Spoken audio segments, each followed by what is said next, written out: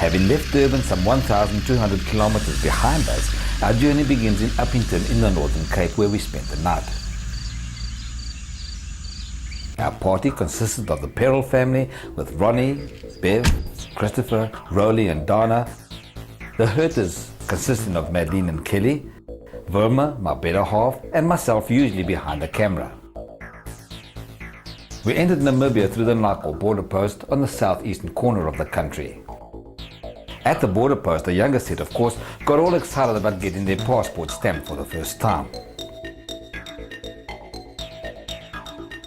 With all the formalities taken care of, we were now in Namibia, heading north towards Keetmanshoop. At Keetmanshoop, we somehow took a wrong turning and instead of Quiver Tree Farm, ended up at Garas, some 22 kilometers north of Keetmanshoop.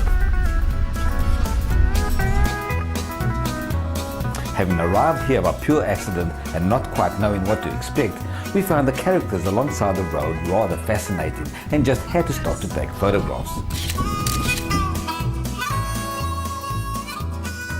The campsite was in the middle of nowhere and looked somewhat like a Wild West movie set.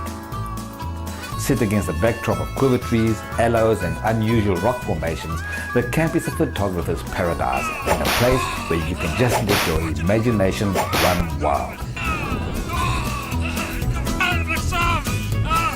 The Namibian heat did get to Bev, who took full advantage of the outdoor shower.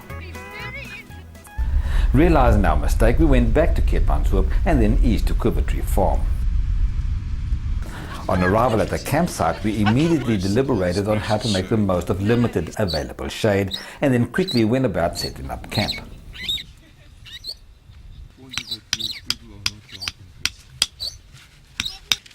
Once set up, we took a stroll to the cheetah enclosures to watch them being fed. This was also supposed to be tamed. Okay, this is Chiquita. She's just over 12 months old and she was brought here as an orphan, and as you can see she's enjoying a dassie for dinner. She's absolutely beautiful. Nice kitty. Kitty. The people here at Quiver Tree Farm really have a way with animals and all seem very tolerant of each other. All the birds and animals are people friendly. Even the meerkats visit the farmhouse once a day for some tender loving care.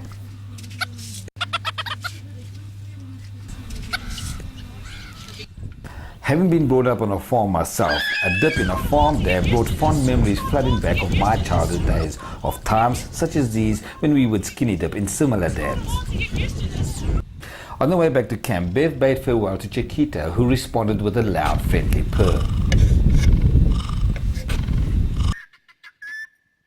The campsite is in the heart of the Quiver Tree forest. Silhouetted against the African sky, these trees somehow bring a certain peace and tranquility to the close of day.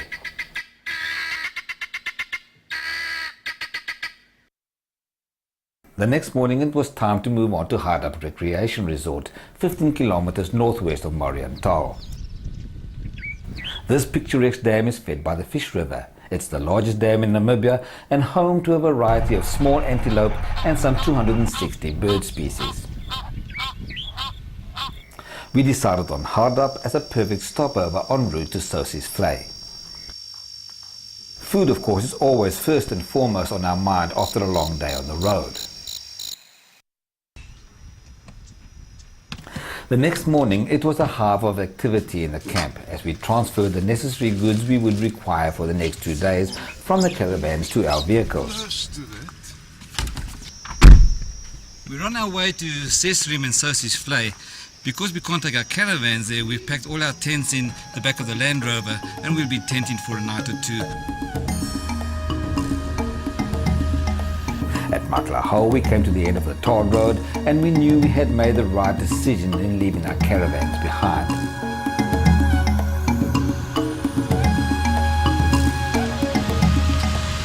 From here on, the scenery changes quite dramatically as we press on towards Sesrim.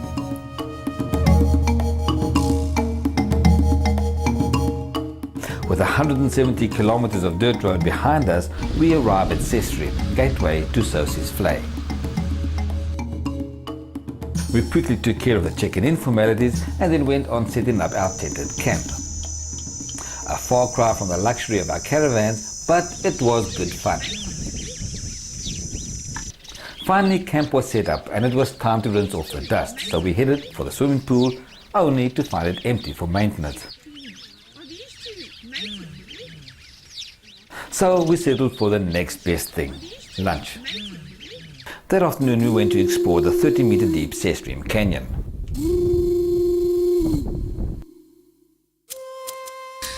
People always associate Sesame with Sosie's Flay and sand dunes and that type of thing, but these are the Sesame Canyons, and it really is worth a visit. The name Sesame is translated as 6 thongs, referring to the way pioneer farmers had to use 6 ox thongs to lower buckets into the narrow canyon in order to draw water from the pools.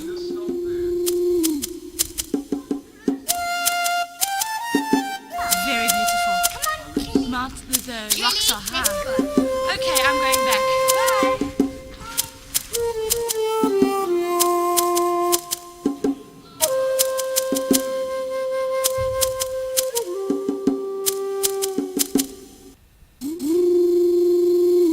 Sunset is always such a special time of day. With it comes the coolness of the night and the warmth of the campfire.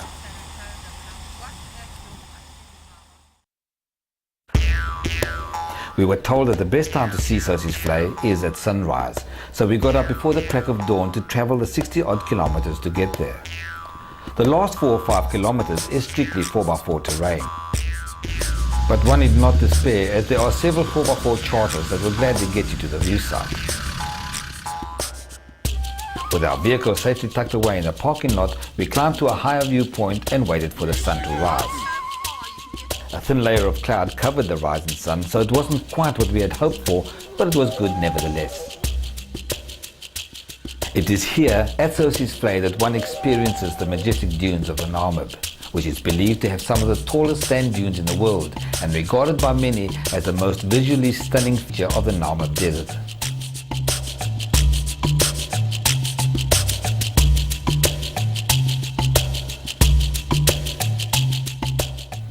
Whilst the Perel family braved the steep climb along the crest of the dunes, Wilma, Madeleine and myself preferred to experience the adventure from below. We saw a flay, beautiful flay, and miles and miles and miles of sand dunes. It's actually not so bad because you're walking on the crest of the dune, you're not going straight up. And the view from there is spectacular. You see the real Namib with all the dunes in the background. Too much for me. My old bones aren't working anymore.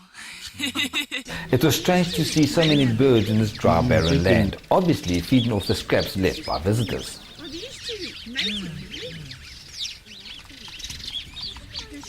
But now we were also a little peckish, so it was out with the picnic baskets and enjoyed a light breakfast with our newfound feathered friends. All too soon it was time to leave, and for a good part of the journey we could do nothing but marvel at this very fascinating countryside.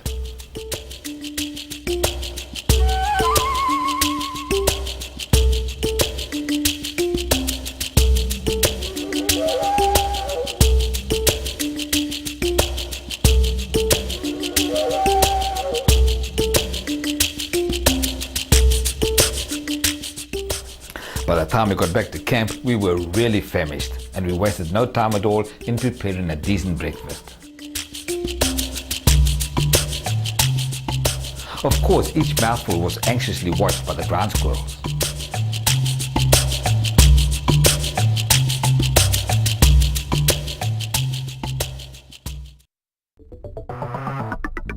A donkey-driven cart is a common sight in Namibia, and we passed several along the way as we pressed on towards Windhoek, stopping only for a brief moment for a snack before crossing the Tropic of Capricorn. Our next stop was Downville Nature Reserve, some 25 kilometers east of Windhoek. Caravan park?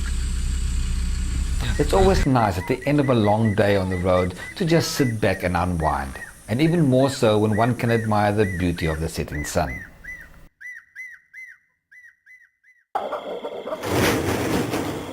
The next morning, it was absolute pandemonium in camp.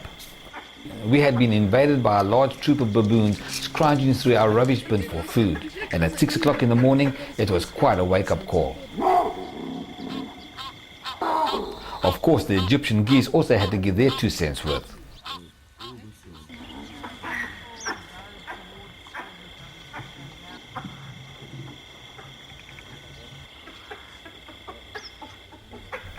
At least the baboons gave us an early start to the day, which we spent in Windhoek. After collecting some information from the tourist junction, we set out to explore Namibia's capital. Windhoek is Namibia's main business, cultural and educational centre. It has a cosmopolitan atmosphere and regarded as one of Africa's cleanest cities.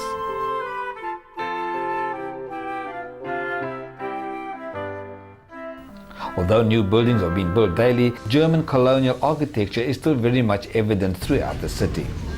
Restaurants and sidewalk cafes are everywhere to be seen, and so are the local arts and craft vendors. I make nice music with this thing, man.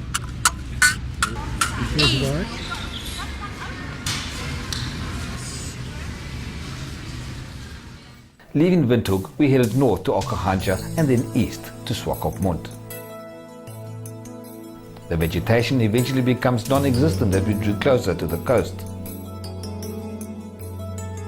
Arriving in Swakopmund was like arriving at an oasis in the middle of a desert. After asking for directions, we headed south towards Walvis Bay. The drive to our resort was quite amazing. Sandwiched between the Namib Desert and the Atlantic Ocean, it was something we had never experienced before. Halfway between Swakopmund and Walvis Bay, we turned into Long Beach, our home for the next couple of days. Once again, it was time to set up camp and feed the hungry. And with those necessary tasks done, it was time to relax. Then we set out to explore the resort.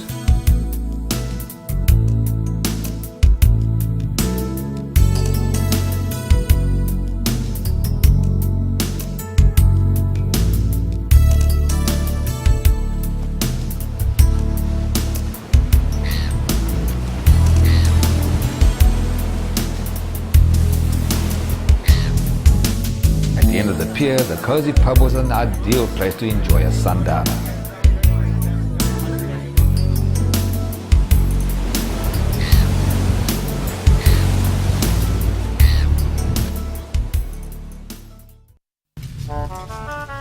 The next day we were off to Swakopmund, which has long been a mecca for Namibians who flock there in their droves during the summer months.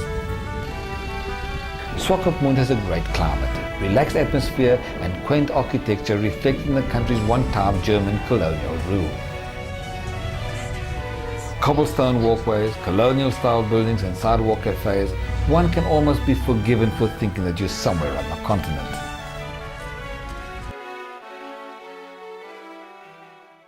Here we are in Antel's Cafe in Swakopmund, where the speciality is Black Forest cake.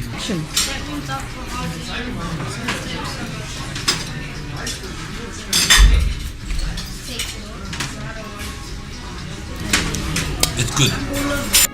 The locals are also out there in full force, displaying their arts and crafts, so there is certainly no shortage of souvenirs to take home. Daytime temperatures in January are rather on the warm side, so spending the day on the beach is not such a bad idea.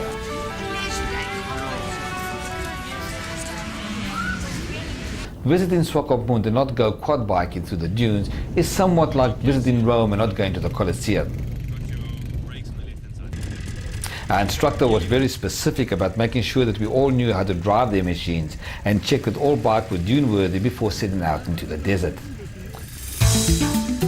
I guess the last thing they would want is to lose a customer or two in the dunes. For most of us, this was excitement at its highest level. The wind, the sand, the ever-changing landscape made this trip not easily forgotten.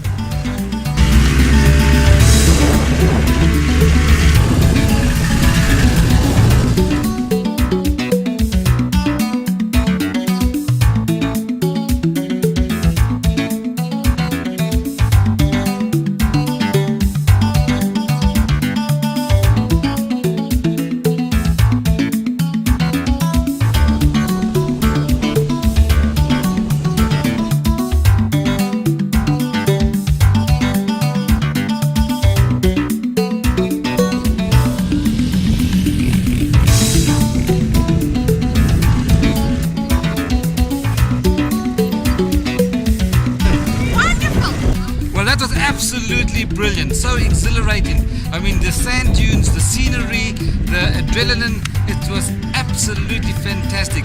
And as if quad biking was not enough excitement for the day, Kelly decided she wanted to parasail.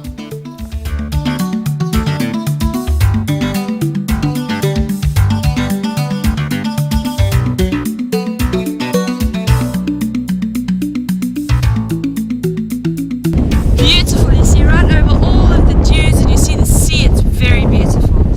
After all that excitement, we needed to unwind. So we headed south to the wetlands in Walvis Bay to see the flamingos, some of which graced us with a great dancing display.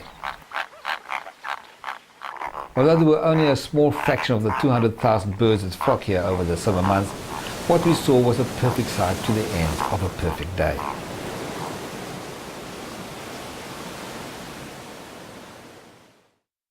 Swakopmund would certainly have a very special place in our hearts for many years to come. But what lay ahead of us now was what this trip was all about. We were now on the road to Etosha.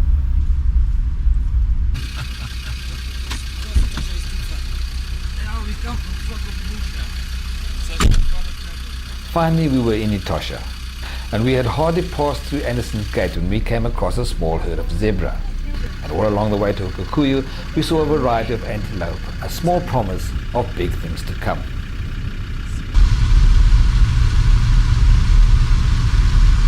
Okukuyu is the largest camp in Etosha, and after carefully choosing a site that could comfortably accommodate our 3 caravans and supply us with the necessary shade, we went about setting up camp, which was going to be home for the next 5 days.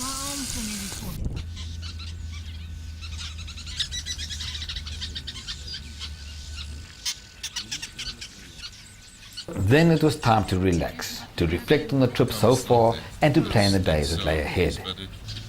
We shared our site with one of the 10 most interesting birds in the world, the sociable weaver. Their nests, consisting of dozens of straw chambers held together without mortar, are architectural masterpieces and nature's answer to the need for mass housing. Other species of birds, as well as the ground squirrels, also had an interest in our site. Mainly, of course, as a source of food supply. Okakuyu's biggest attraction is the water hole, which forms like an amphitheater merely a few meters from the camp boundary. We arrived there just as the sun was setting, and although there wasn't much wildlife, the sunset was beautiful. That night we had a visitor, a black-backed jackal on his crunch for something to eat. The next morning, the action around the waterhole was quite different to the night before. The game just kept on coming, in all shapes and sizes, and they kept us entertained for hours on end.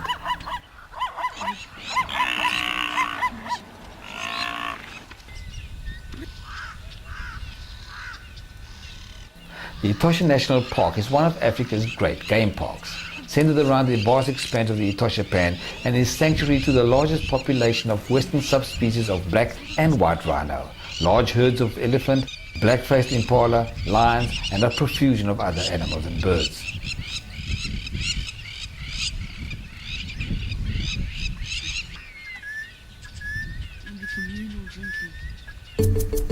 That afternoon we spent exploring the region around Okukuyu. Mainly we saw the odd gemsbok enjoying any bit of shade it could find, a springbok grooming itself and looking after its young, and the odd jackal, always on the lookout for something to eat. It has been said that people abroad have heard of Etosha National Park long before they'd heard of Namibia.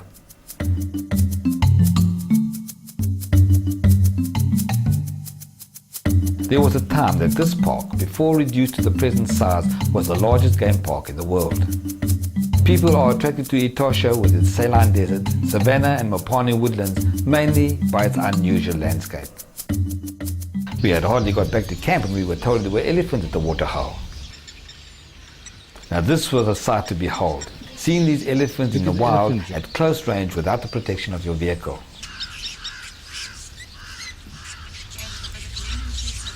With fresh bread being scarce, Ronnie decided to make his own, and not just an ordinary bread at that, but a beer and cornbread.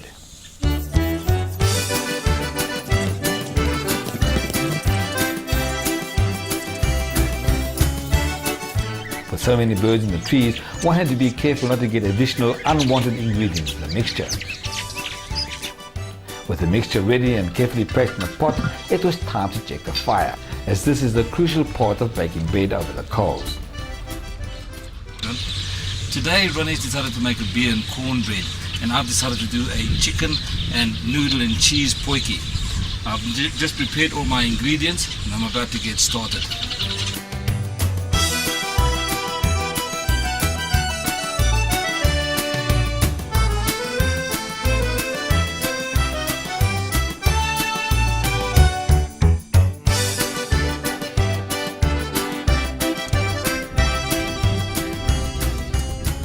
The bread is finally ready and our mouths are watering. Perfect. Nice and crispy on the outside, done to perfection on the inside. And now for the moment of truth.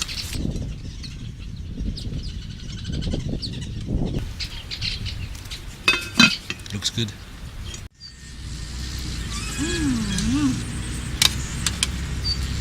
This is delicious.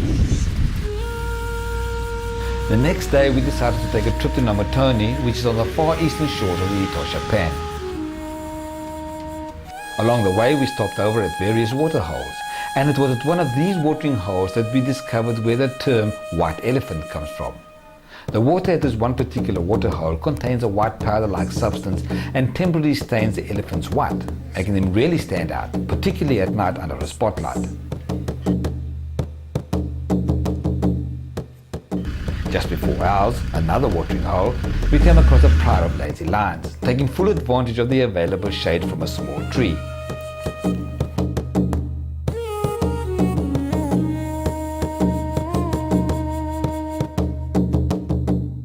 At ours, we found a mixed bag of game, including elephant and a variety of smaller game.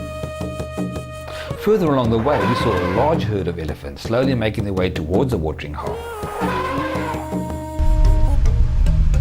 We arrived at Halali, Etosha's newest camp, halfway between Okakuya and Namatoni, just in time for breakfast.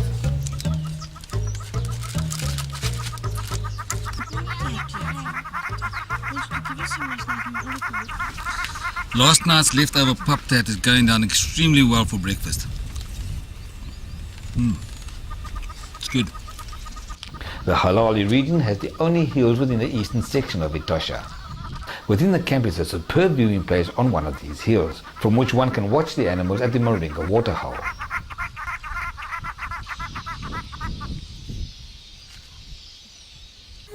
Then we pressed on to Namatoni, the environment changing drastically as the pan becomes more evident in the harsh surroundings.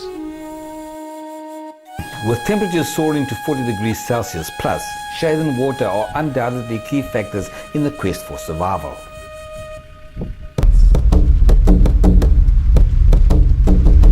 It was right in the heat of the day when we arrived at Namatoni, a fort which served as a control post during the rinderpest epidemic. After being destroyed by fire in 1904, it was rebuilt to its original design in 1906, and in 1950, this beautiful fort was declared a national monument.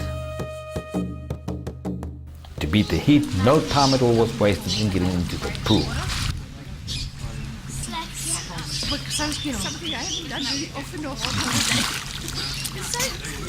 Then it was time to leave Namatoni, heading northeast, taking the Fisher's Pan route. Fisher's Pan is an extensive delta on the eastern shores of the Etosha Pan, receiving its water from the Omoromba and the Ovomba rivers. In the winter the pan dries out and becomes a bleak expanse of white cracked mud, shimmering mirages and spiraling dust devils. It's seeing the game and the birds against this extraordinary backdrop that makes the game viewing experience in Etosha so different to any other park. On the way back to Okakuya, we stopped at Etosha's lookout point on the actual pan itself.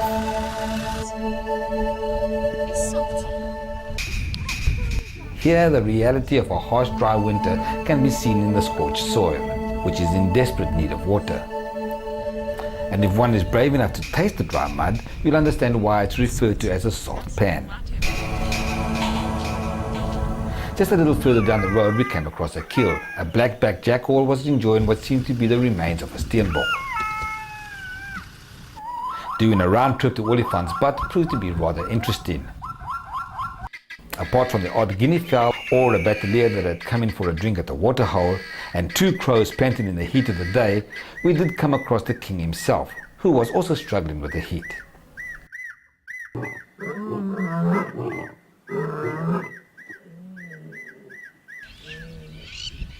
We had one night left in Etosha, so once back at camp, we made one final trip to the amphitheatre to imprint in our memory a beauty and a serenity that can only be experienced during a sunset in Africa, and more so right here, in the great white place with dry water, known as Etosha.